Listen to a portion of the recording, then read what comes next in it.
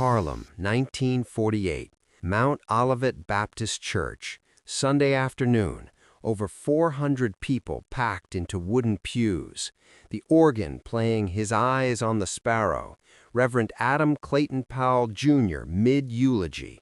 Then Bumpy Johnson stood up from the second row. The room went silent. Bumpy walked toward the casket, slow, deliberate, each footstep echoing against the walls. The organ stopped. The preacher stopped. 400 people held their breath. Bumpy reached the casket, looked down at Nurse Sadie Mae Washington, the peaceful expression, the white lace dress, the thick makeup covering her face and neck. Everyone else had seen a woman who died too young. Bumpy saw a cover-up. He leaned closer, studied her neck, then reached down and touched the powder on her throat. When he pulled his hand back, his fingers were covered in thick theatrical makeup. He looked at the funeral director standing nervously near the wall. Why is there so much makeup on her neck? The man went pale, started sweating. Bumpy pushed back Sadie's collar, and what 400 people saw next made women scream and men turn away. Rope burns, deep, brutal, purple and black, circling her throat like a necklace of violence. This wasn't a heart attack. This was murder.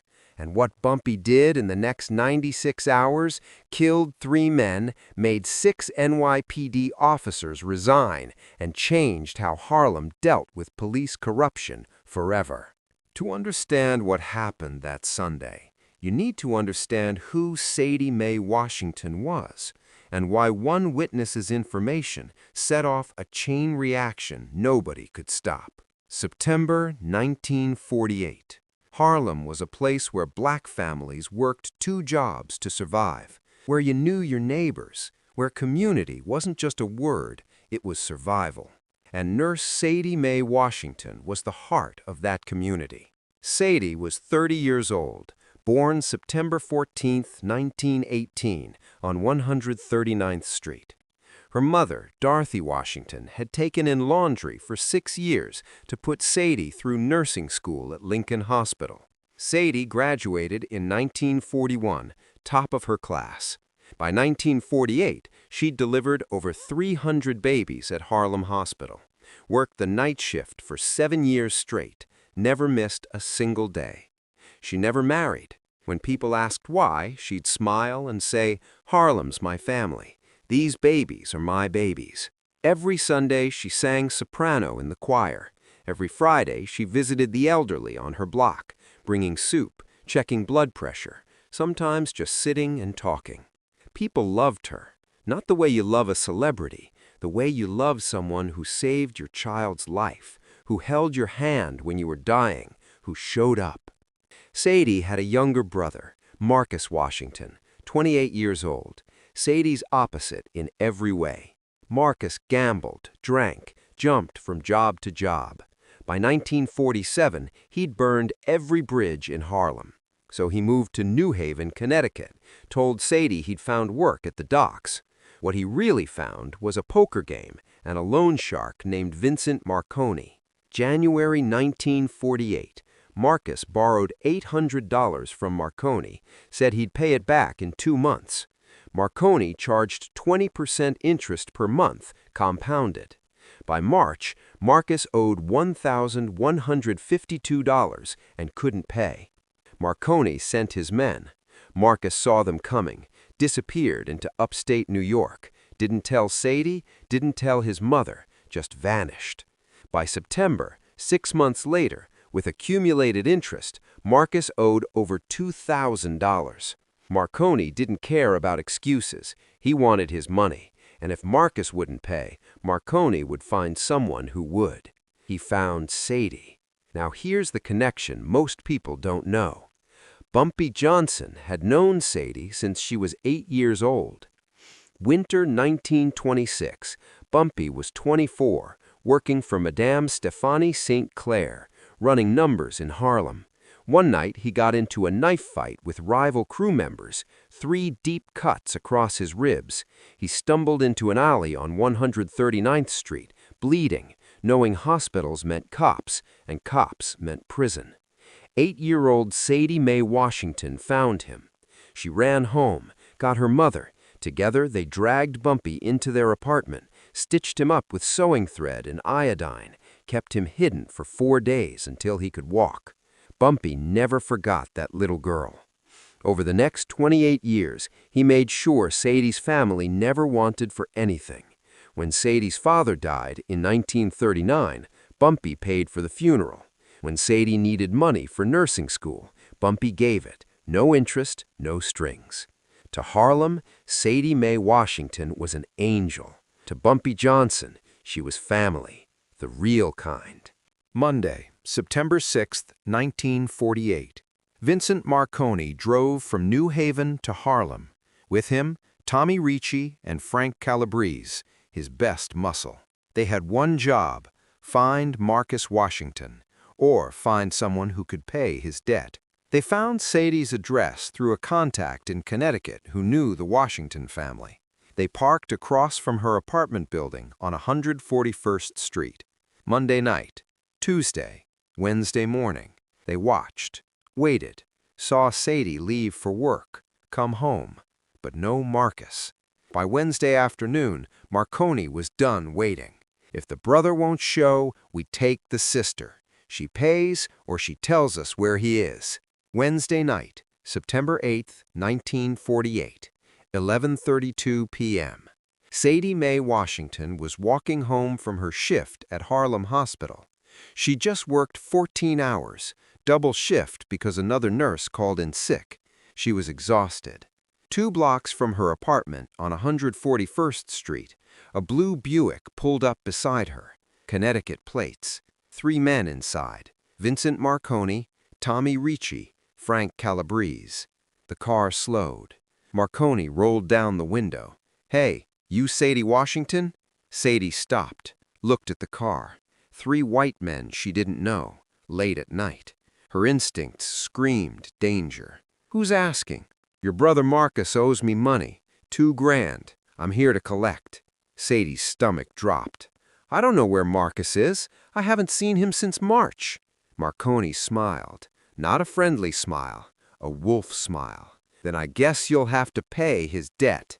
Ricci moved fast, opened the back door, grabbed Sadie before she could run. She screamed, once, loud, high-pitched. Then Ricci's hand clamped over her mouth, dragging her toward the car. She fought, kicked, scratched his face. "Fucking bitch." Ricci threw her into the back seat, climbed in after her. Calabrese hit the gas. The car sped away. From across the street, 3rd-floor window, Mrs. Ella Brooks was sitting in her armchair. She suffered from insomnia. Most nights she sat by her window from 10 p.m. to 2 a.m., just watching the street, watching her neighborhood. She saw everything. The blue Buick that had been parked there for 3 days. The same 3 white men she'd seen Monday, Tuesday, Wednesday. The car pulling up beside Sadie. The man grabbing her. Sadie's scream cutting through the night. The car speeding away. Mrs. Brooks jumped up, her heart pounding. She wanted to run outside, call for help, call the police. But Mrs. Ella Brooks was 68 years old. She'd lived in Harlem since 1903, 45 years. She knew how this worked. Police didn't come for black folks, not quickly, not seriously. And if they did come, they usually made things worse.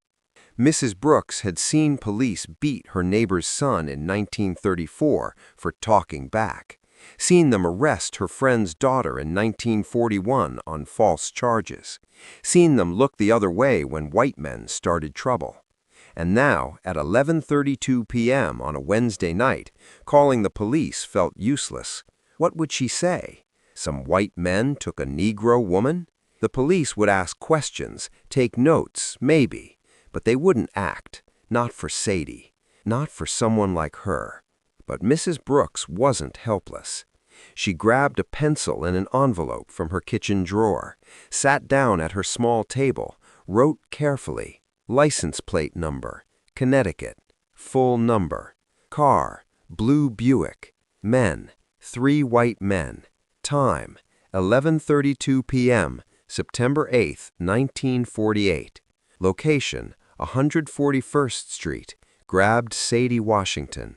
She folded the paper, put it in her Bible for safekeeping. Then she sat by that window until sunrise, praying Sadie would come home. Sadie didn't come home. They took Sadie to an abandoned warehouse near the East River, a place Marconi used for collections, for persuasion, for making examples. Inside, Marconi tied Sadie to a chair.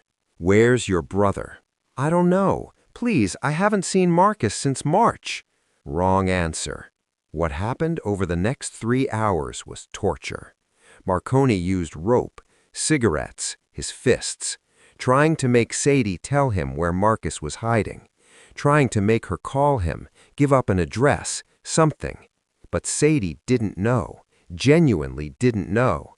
Marcus had cut her off 6 months ago, stopped calling, stopped writing. She couldn't give Marconi what she didn't have. Around 2 a.m., Marconi was frustrated, angry. He'd driven 6 hours to Harlem, spent 3 days watching Sadie's apartment, and this woman was giving him nothing. He wrapped the rope around Sadie's neck, tightened it. Last chance. Where is he? Sadie couldn't speak, couldn't breathe. Marconi pulled harder. At 2:17 a.m., Sadie Mae Washington stopped breathing. Marconi let go, stepped back, looked at Ricci, at Calabrese. Shit. Calabrese started panicking. "We just killed a nurse, a Negro nurse in Harlem. We need to—" "Shut up. Let me think." Marconi thought fast. "We make it look natural. Heart attack. She was overworked. Night shift nurse. 30 years old, but working herself to death. It happens." "How?" asked Ricci. "I know a cop. Patrick Donnelly, 28th Precinct. He's been on our payroll for 2 years. We call him, he writes the report, says heart attack, natural causes. We give him $1,000, he makes this go away." They wrapped Sadie's body in a blanket, drove back to her apartment at 3:30 a.m., carried her up 3 flights of stairs, laid her on the bedroom floor, made it look like she'd collapsed getting ready for bed. Marconi looked around the apartment. Small, clean. Photos of Sadie with patients, with babies she'd delivered. A calendar on the wall with hospital shifts marked in pencil. For 1 second, Marconi felt something. Guilt, regret. Then he remembered the $2,000 Marcus owed him. He pulled out a payphone number, made a call.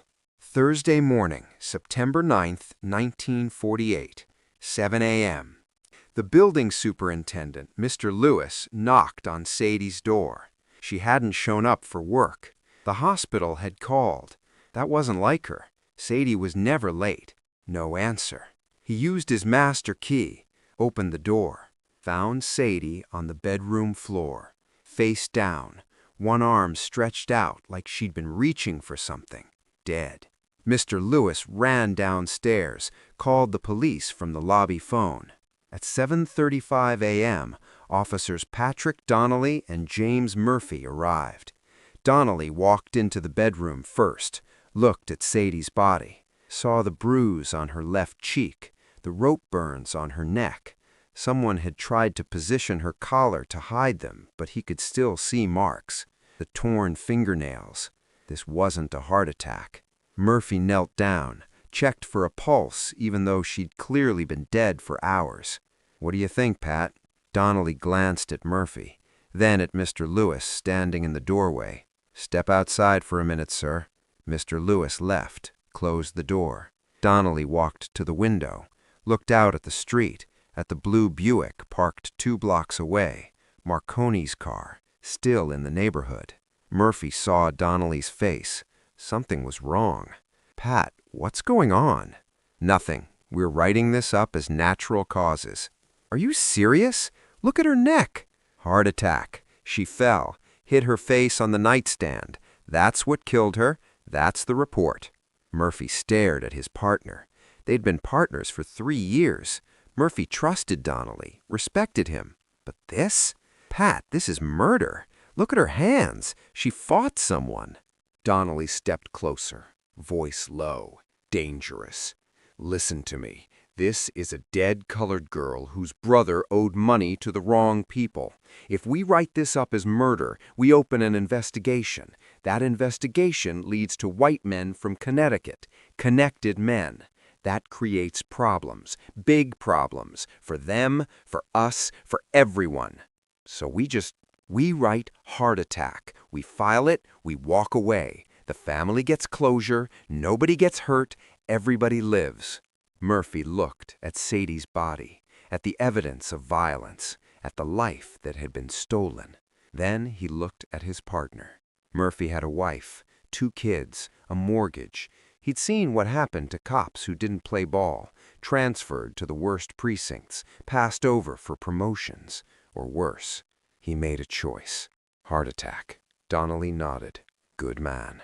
Donnelly walked to Mr. Lewis outside. Sir, does Miss Washington have family we should notify? Her mother, Mrs. Dorothy Washington, lives on 139th Street. Thank you. We'll inform her. Also, does the family have a funeral home they prefer? Mr. Lewis thought. I think they use Raymond Carter's on Lenox. Perfect. We'll make sure Mr. Carter handles everything properly. That afternoon, Donnelly went to Mrs. Washington's home, delivered the news, suggested Raymond Carter's funeral home. He's the best in Harlem, ma'am. He'll take good care of Sadie. Mrs. Washington, destroyed by grief, nodded. That evening at 6 p.m., after Donnelly met with Marconi in a diner in the Bronx and collected an envelope with $1,000 cash, the official police report was filed. Case number 48-2614. Victim, Sadie Mae Washington, 30. Cause of death, cardiac arrest. Natural causes. Status, closed. Then Donnelly drove to Raymond Carter's funeral home. Carter was in his office when Donnelly walked in. Officer Donnelly, what can I do for you? I'm handling Sadie Washington's funeral. Yes, her mother just called. Service will be Sunday. Donnelly closed the door, sat down. Mr. Carter, this is a sensitive situation. Miss Washington's death was sudden. Heart attack, very tragic. But sometimes with sudden deaths, the body shows signs, discoloration, minor bruising from the fall, things that might upset the family. Carter frowned. I always make the deceased look peaceful. I know you do excellent work, but in this case, I need you to be extra careful. If there are any marks on her body, any bruises, any discoloration, cover them completely. Heavy makeup if necessary. The family shouldn't see anything that might cause them more pain. Officer, is there something? Donnelly pulled out an envelope, placed it on the desk. $50. For your discretion, for making sure this funeral brings peace to the family, not more questions. Carter looked at the envelope, at Donnelly's face. He understood.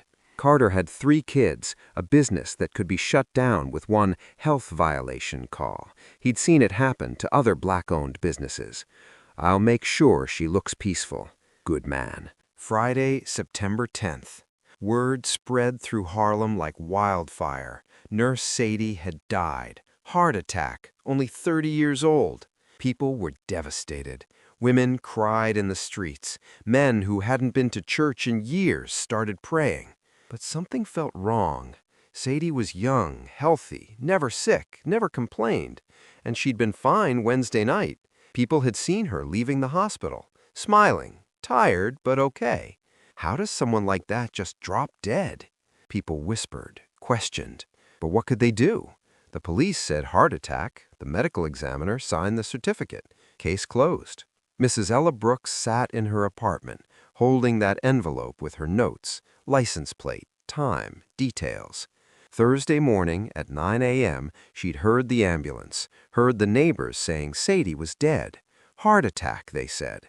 But Mrs. Brooks knew different. She'd seen those men grab Sadie Wednesday night. 16 hours later, Sadie was dead. That wasn't coincidence. That was murder. But who could she tell? The police? The same police who'd written heart attack in 6 hours and closed the case?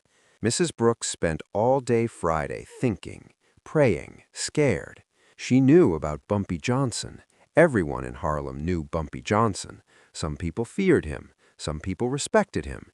Most people understood Bumpy took care of Harlem when nobody else would. And Mrs. Brooks remembered something. Years ago, maybe 1940 or 1941, she'd seen Bumpy at Mrs. Washington's house, coming by with groceries, sitting on the porch talking with Sadie and her mother like family. Bumpy cared about Sadie, but if Mrs. Brooks went to Bumpy directly, walked into his office, asked to meet him, people would see, word would spread. And if those white men found out, they'd come for her. Connecticut plates meant these weren't local thugs. These were organized men, connected men, men with resources. Mrs. Brooks needed to tell Bumpy, but safely, anonymously. Friday night, 11:47 p.m. Mrs. Brooks walked the 6 blocks to Small's Paradise. The streets were busy enough that she wouldn't stand out. Another elderly woman walking home from a friend's house. She climbed the stairs to Bumpy's office above the club. The hallway was empty. His door was locked. Good. She took out the envelope, opened it, the notes she'd written Wednesday night. She tore off a fresh piece of paper, wrote carefully. They took her. Wednesday night, 11:32 p.m. 3 white men, blue Buick, Connecticut plates. Below that, she wrote the full license plate number. No signature, no name. Too dangerous. She slipped the paper under the door, walked downstairs, out of the club, home, praying Bumpy would understand, praying she'd done enough.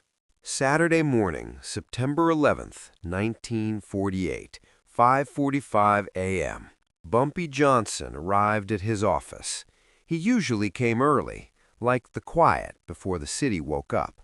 He unlocked the door, pushed it open. There was a piece of paper on the floor. Someone had slipped it under the door. Bumpy picked it up, read it. They took her. Wednesday night, 11:32 p.m. 3 white men, blue Buick, Connecticut plates. Below that, a license plate number. Bumpy read it twice. Then he sat down at his desk, stared at those words. They took her. He'd heard Friday afternoon. Illinois had come by around 2 p.m. Bump, bad news. Sadie Washington died Thursday morning. Heart attack, only 30 years old. Bumpy had stopped what he was doing. What? I just heard. They found her Thursday morning, dead on her bedroom floor. Police said heart attack. Heart attack. 30 years old. Bumpy had known something was wrong immediately. Sadie didn't get sick, didn't smoke, didn't drink, ran up 3 flights of stairs every day without breathing hard. But police said heart attack. Medical examiner signed it. What could he do? Now he was looking at a note that said different. They took her. Not she died, not heart attack. They took her. Someone had seen something Wednesday night, and whoever wrote this knew it wasn't natural causes. Bumpy picked up the phone, called Illinois. Get here, now. Saturday, 6:30 a.m. Illinois Gordon walked in, saw Bumpy's face. What happened? Bumpy handed him the note. Illinois read it, looked up. When did this come? Sometime last night. Someone slipped it under the door. You believe it? Bumpy stood, walked to the window. Sadie Mae Washington was 30 years old, never smoked, never drank, worked night shift for 7 years, never sick, never tired. He turned back to Illinois. Wednesday night she walks home from work. Thursday morning she's dead. Police write heart attack and close the case in 6 hours. He picked up the note again. Someone saw her get grabbed Wednesday night. 3 white men, Connecticut plates. 16 hours later, she's dead. That's not coincidence. Illinois nodded slowly. What do you need? Start with this license plate. I want to know who owns that car, where they're from, why they were in Harlem, everything. On it. And get me names. Everyone who responded to Sadie's apartment, every cop, every detective, everyone who signed that death certificate. Already working on it. I'll have names by tonight. Good. The funeral's tomorrow, Sunday afternoon, Mount Olivet. You going? I'm going. And if someone tried to cover this up, I'm going to find out exactly what they're hiding. Saturday, 9 a.m. to 8 p.m. Illinois worked his network.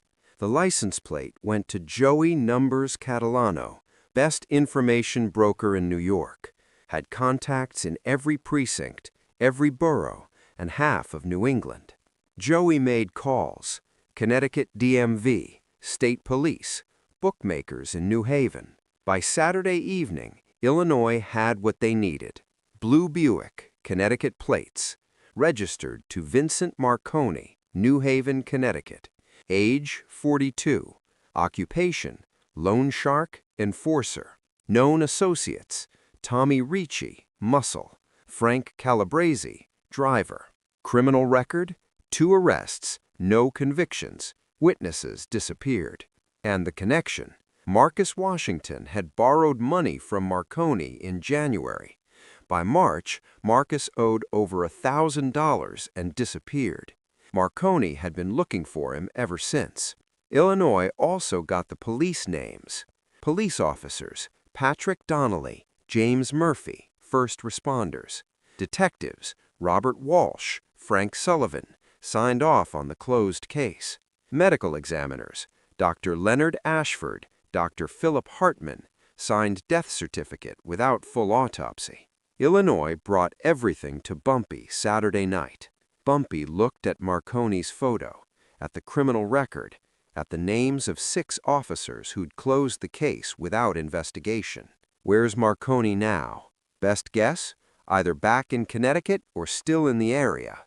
If they killed Sadie and paid off the cops, they think they're safe. Bumpy placed Marconi's photo on his desk.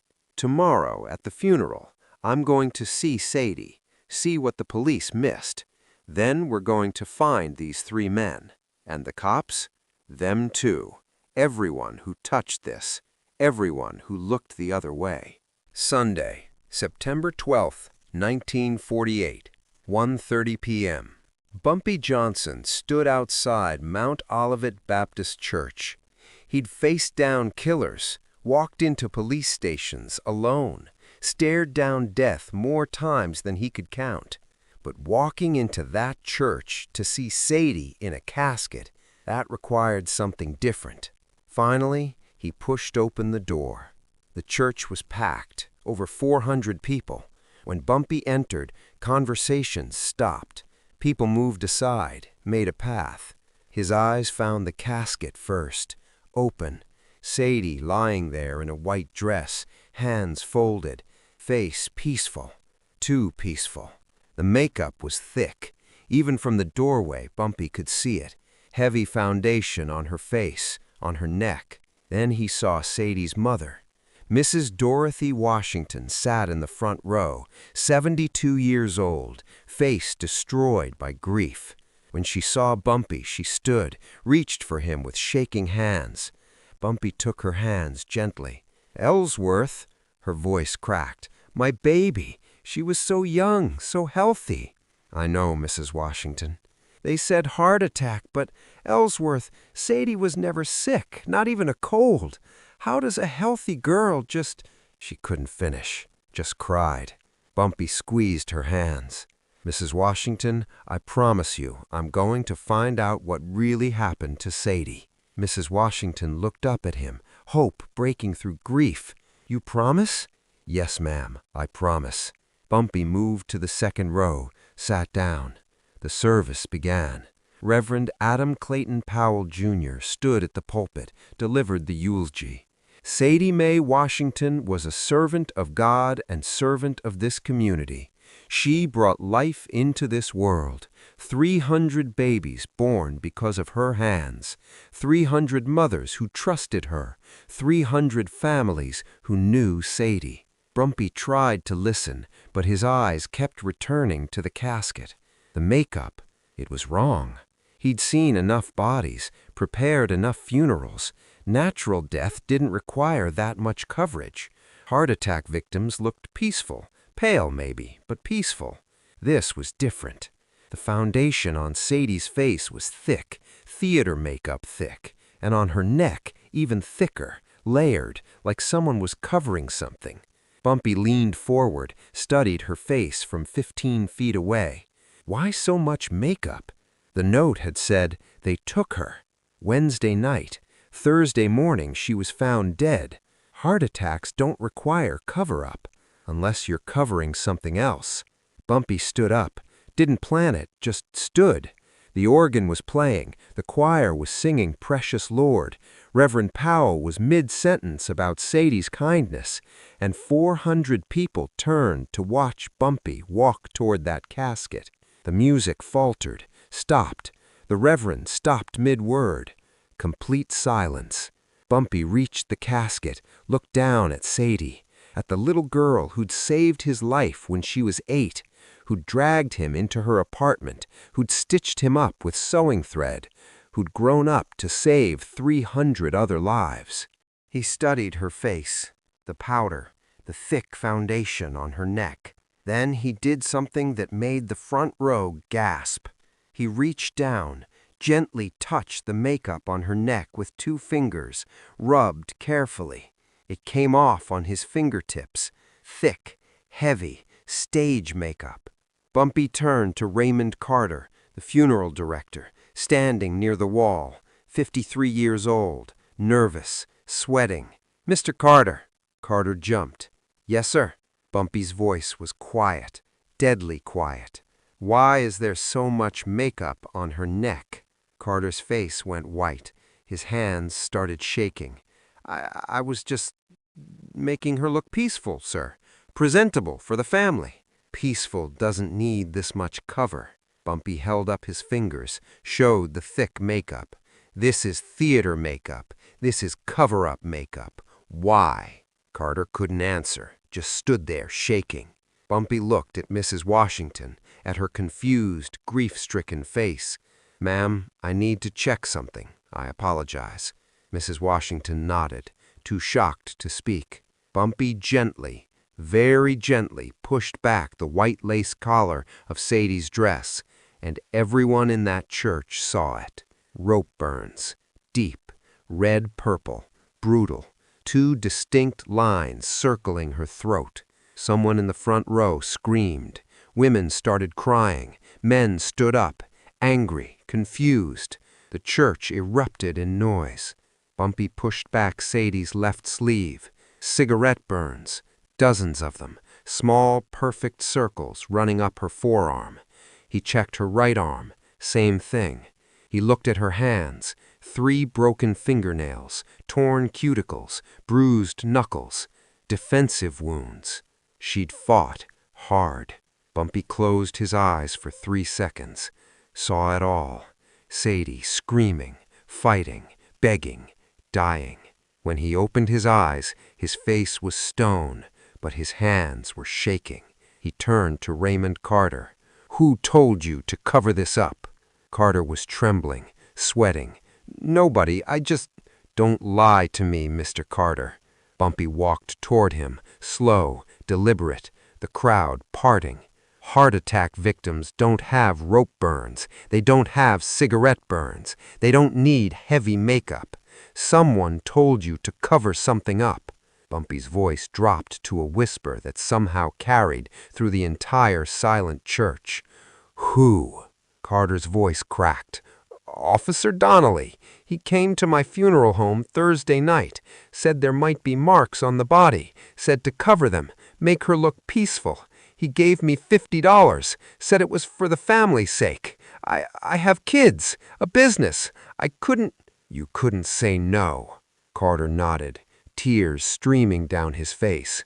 The church was in chaos now, people shouting, crying, demanding answers. Bumpy raised his hand. Silence. He turned to Reverend Powell. "Reverend, I need you to call the police commissioner right now. Tell him what we found here today. Tell him I'm demanding a real investigation." Powell nodded. "I'll call from my office." Bumpy looked back at Sadie one more time, reached down, touched her hand gently. "I'm sorry I wasn't there," he whispered, "but I'm here now, and everyone who did this is going to answer for it." He looked at Carter. "You're going to write down every word Donnelly said to you, every detail. You're going to sign it. Understand?" Carter nodded quickly. Bumpy turned to the crowd.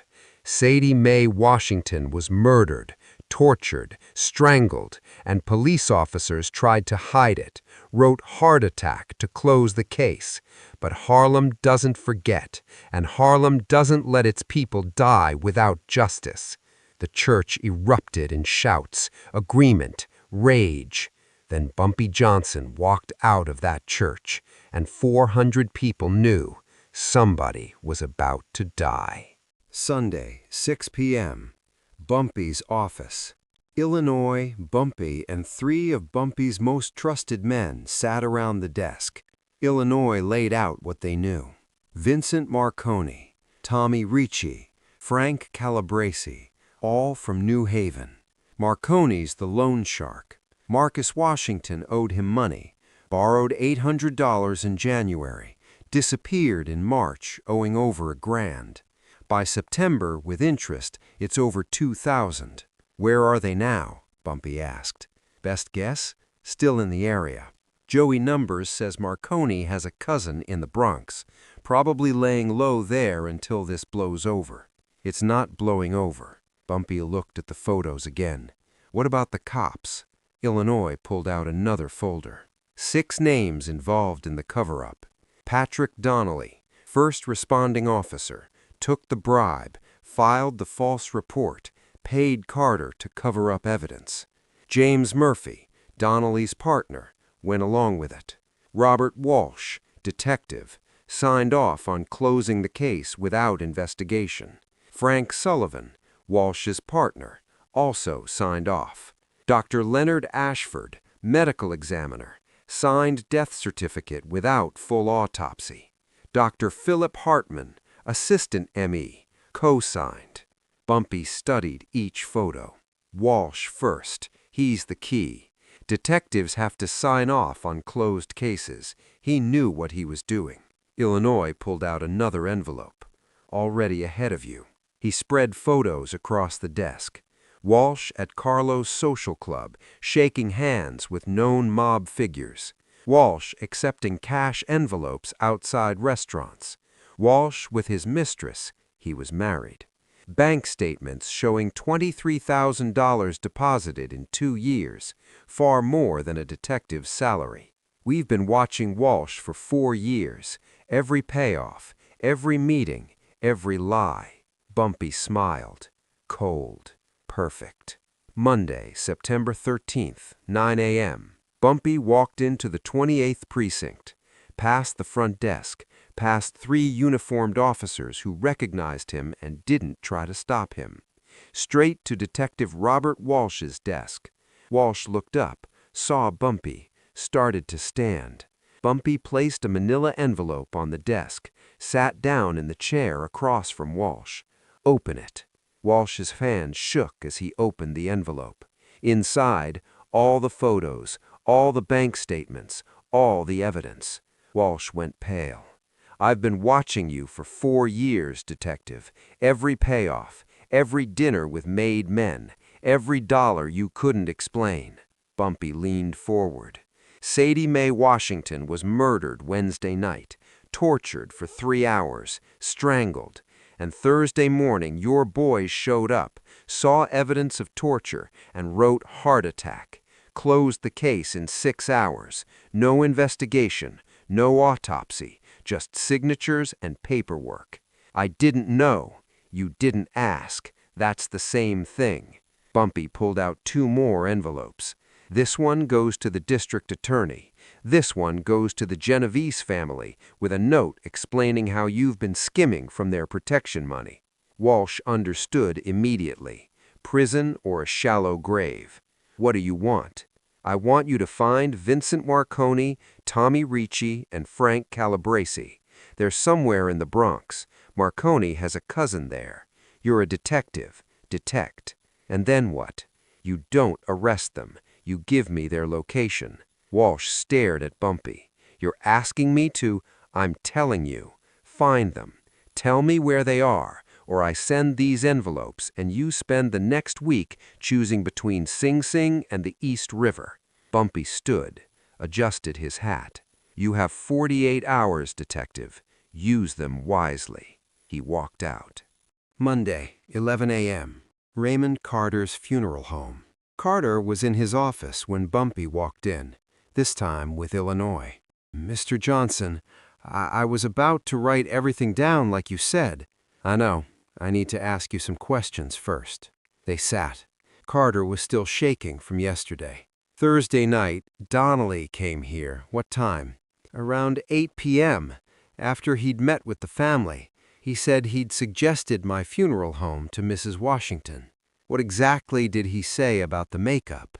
He said sometimes with sudden deaths, the body shows signs, discoloration, bruising from the fall. He said if there were any marks on Miss Washington's body, any bruises or injuries, I should cover them completely, use heavy makeup if needed.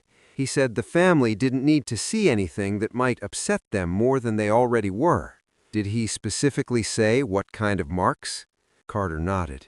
"He said around the neck area especially. Make sure it all looks natural." Bumpy and Illinois exchanged looks. "So he knew about the rope burns before you even saw the body?" "Yes, sir. That's when I realized this wasn't just about making her look peaceful." "Did anyone else come to the funeral home? Anyone watching?"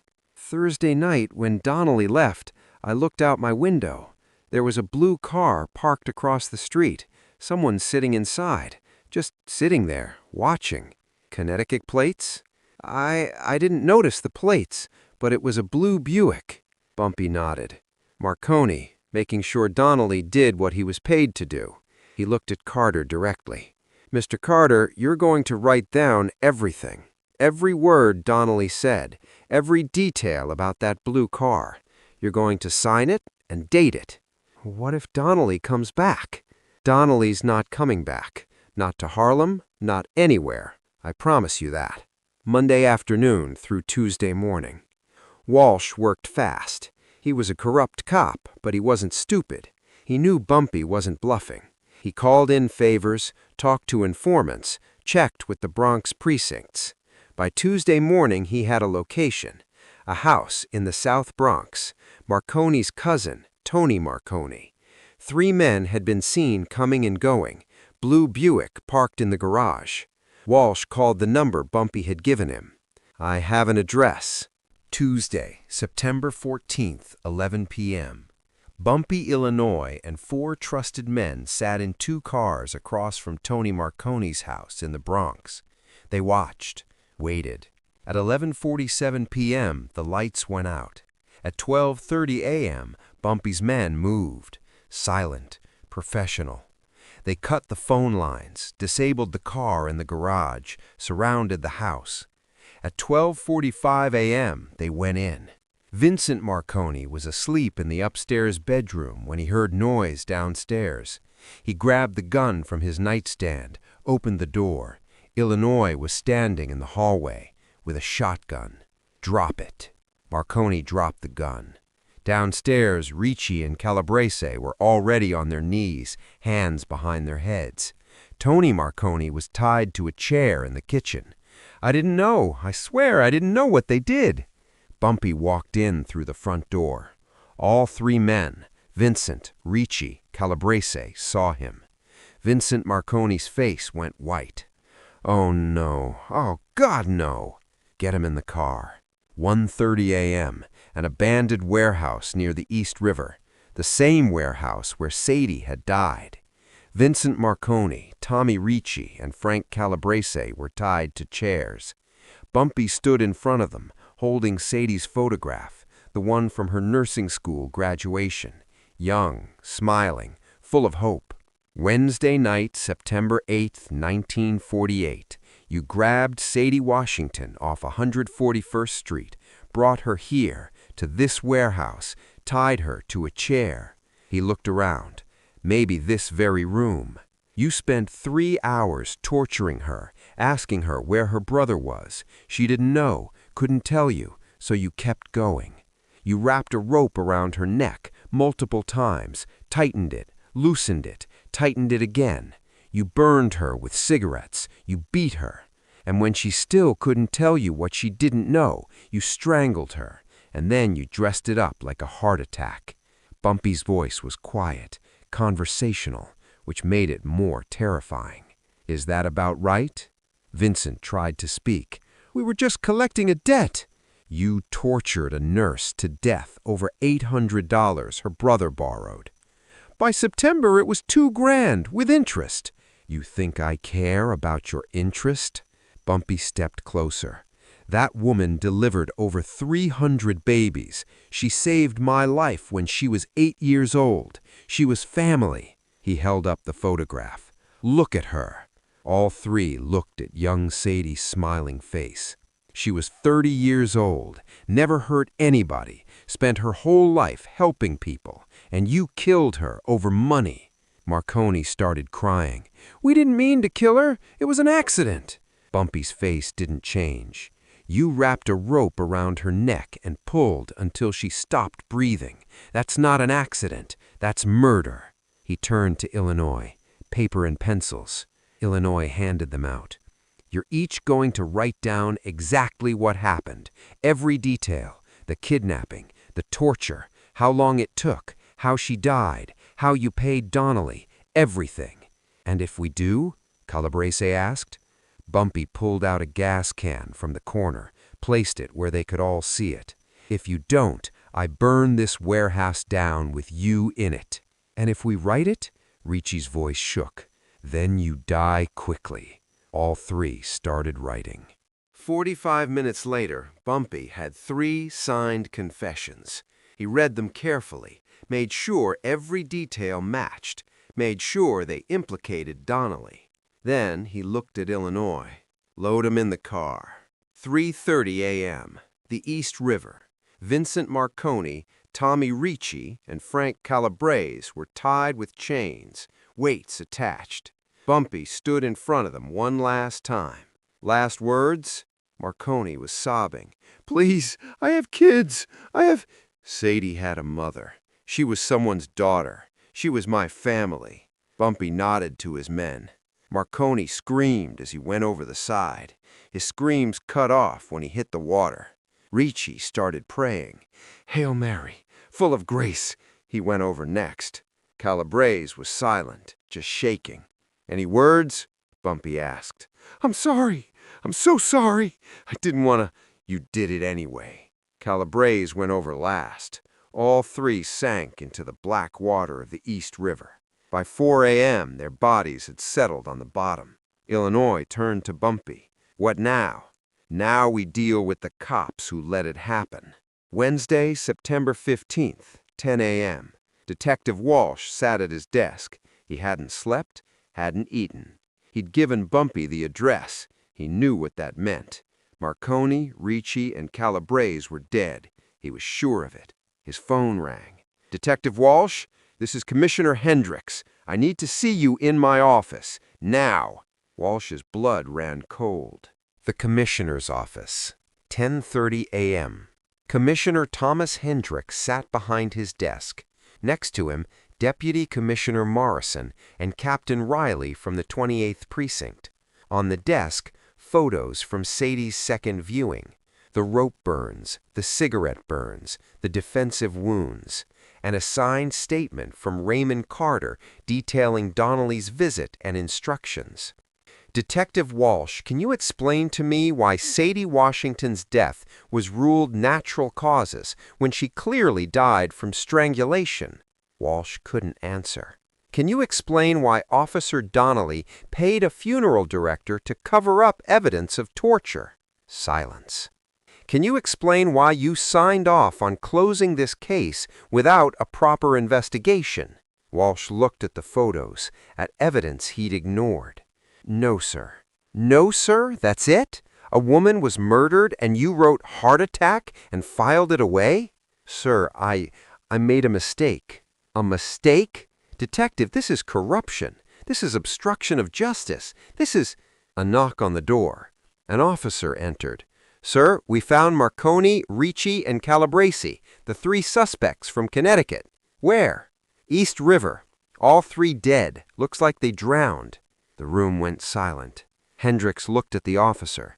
"How did they end up in the East River?"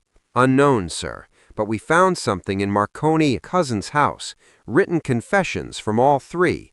detailed accounts of kidnapping and murdering Sadie Washington, and they mention Officer Donnelly by name, say they paid him $1,000 to falsify the report. Hendrix's face went red. He looked at Walsh. "Where is Donnelly?" "I don't know, sir." "Find him now." Wednesday, 2 p.m. Patrick Donnelly was at his apartment packing a suitcase when 6 officers knocked on his door. "Officer Donnelly, you need to come with us." Wednesday, 4 p.m. Commissioner's office. Donnelly sat across from Hendrix, Morrison, and Riley, a lawyer beside him. "Officer Donnelly, we have written confessions from 3 murder suspects stating they paid you $1,000 to falsify a death report. We have a signed statement from Raymond Carter stating you instructed him to cover up evidence of torture. We have a medical examiner's revised report confirming Sadie Washington died from strangulation, not heart failure." Donnelly's lawyer whispered in his ear. "My client has no comment at this time." Hendrix leaned forward. "Your client has 2 options: resign immediately and face criminal charges, or fight this and go to prison. Those are his options. He has 1 hour to decide." Wednesday, 5 p.m. Patrick Donnelly resigned from the NYPD. Thursday morning, September 16th, he was formally arrested and charged with obstruction of justice, accepting bribes, and falsifying official documents. He made bail, fled New York, was never seen again. The rest of the dominoes fell quickly. Wednesday afternoon, Commissioner Hendrix called in Officers Murphy, Sullivan, and Detectives Walsh. "Gentlemen, you all signed off on or participated in a false investigation. Officer Murphy, you were there when Donnelly falsified the report. Detectives Walsh, Detective Sullivan, you closed the case without proper investigation. You have 3 options: resign, face charges, or transfer to desk duty in Staten Island for the remainder of your careers." Officer James Murphy chose transfer, spent the next 15 years filing paperwork in Staten Island, never worked the streets again. Detective Frank Sullivan resigned effective immediately, left New York. Detective Robert Walsh resigned effective end of month. Before leaving, he wrote a letter to the Amsterdam News admitting his failure and apologizing to Sadie's family. It was published on the front page. Thursday afternoon, the medical examiner's office. Commissioner Hendrix personally visited Dr. Leonard Ashford and Dr. Philip Hartman. "Gentlemen, you signed a death certificate without performing a complete autopsy. You missed rope burns, cigarette burns, and defensive wounds because you didn't look under makeup." He placed the corrected autopsy report, done properly this time, on the desk. "Dr. Ashford, as chief medical examiner, this failure happened on your watch." Ashford had no defense. "I'll tender my resignation." "See that you do." "Dr. Hartman, you're being transferred to the Queen's office, effective Monday." By Friday, September 17th, Officer Patrick Donnelly resigned, arrested, fled, charges pending. Officer James Murphy transferred to desk duty, career effectively over. Detective Robert Walsh resigned, publicly apologized. Detective Frank Sullivan resigned, left New York. Dr. Leonard Ashford resigned in disgrace. Dr. Philip Hartman transferred, demoted. 6 men, all removed from positions where they could ever cover up a murder again. Thursday, September 16th. The Amsterdam News front page. Nurse Sadie Mae Washington murdered. 3 killers found dead. 6 NYPD officers resign after cover-up exposed. The article detailed everything: the kidnapping, the torture, the false report, the bribe, the cover-up. It mentioned that Bumpy Johnson attended Sadie's funeral and noticed inconsistencies that led to further investigation. Everyone in Harlem knew what that meant. Bumpy didn't do the killing himself, he just made sure justice was served, and everyone who'd looked the other way paid the price. Monday, September 20th, 1948. Sadie Mae Washington's second funeral was held at Mount Olivet Baptist Church, this time with the truth. Over 800 people came. The church couldn't hold everyone. People stood outside, lined the streets. The casket was open. No heavy makeup this time, just Sadie as she was, beautiful, gone. Reverend Adam Clayton Powell, Jr. spoke. "Last Sunday, we stood in this church and mourned a woman we thought died of heart failure. Today, we know different. Sadie Mae Washington was murdered, kidnapped off the street she'd walked 1,000 times, tortured for 3 hours, killed by men who saw her as nothing more than a debt to collect." He paused. Let that sink in. For 6 days, powerful men tried to hide that truth. Police officers wrote heart attack and closed the case. Medical examiners signed papers without looking. Detectives asked no questions. But someone refused to let Sadie's death be forgotten. Someone demanded truth. And because of that demand for justice, 3 killers are dead. 6 officers who betrayed their oaths are gone. And Harlem knows what really happened. Amen. The church erupted. Amen. This is what justice looks like. Not perfect, not clean, but real. Sadie Mae Washington's name will not be forgotten. Her death will not be hidden. And those who tried to bury the truth have been buried themselves. Amen. After the service, Mrs. Dorothy Washington found Bumpy outside. "Ellsworth." He turned. She took both his hands in hers. "Thank you for everything, for not letting them hide what happened, for making sure those men answered, for making sure my baby's name meant something. I didn't do it for thanks, Mrs. Washington. I know. You did it because Sadie was family, because when she was a little girl, she saved your life, and because you never forget." She pressed something into his hand. A photograph. 8-year-old Sadie, smiling, 1926, standing in front of her mother's apartment. Remember her this way, before the world became cruel. Bumpy looked at the little girl who dragged him into her apartment, who'd stitched him up, who'd kept him hidden. I'll never forget. September 12th, 1948. The day Bumpy Johnson stopped a funeral. Not by breaking in, not by causing chaos, by seeing what 400 people had missed, by recognizing that too much makeup means something to hide, by demanding truth when the system offered comfortable lies, by following a single anonymous note from a terrified witness, by believing that note over official reports, by making sure that Sadie Mae Washington's death meant something. Sadie Mae Washington was laid to rest at Woodlawn Cemetery. Her gravestone reads, "Nurse, Healer, Angel of Harlem. September 14, 1918, September 8, 1948. She saved lives. Harlem remembers." And beneath that, added later by someone unknown, justice was served. If this story moved you, if Sadie Mae Washington's name means something to you, hit that subscribe button. Like this video if you believe her life mattered. Drop a comment. When the law fails, what options are left?